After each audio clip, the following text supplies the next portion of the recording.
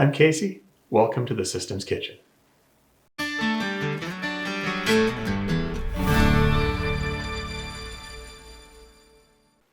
As you can see, I've just returned from the store.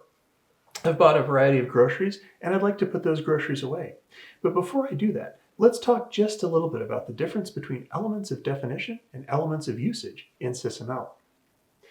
When I purchase these groceries, I bring them home and I put them on the shelf in my pantry.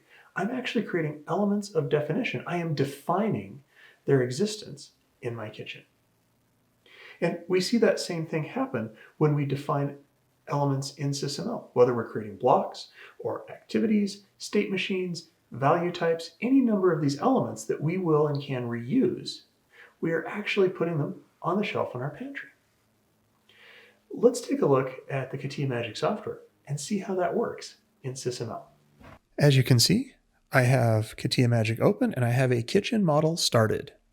I'm now going to create a new package that we will call the Pantry. Just like the pantry in my actual kitchen, the pantry in my model is going to hold all of the groceries that I've just purchased, all of the blocks, all of the elements of definition that represent those items that I purchased at the store.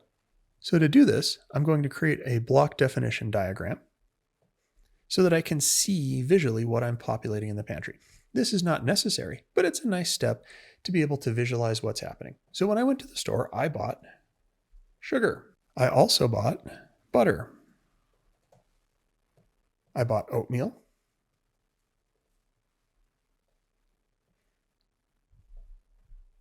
I bought eggs. I bought yams, among other things. What's important to note, though, is as I've created these blocks in the diagram, what I'm actually doing is populating the containment tree in my SysML model.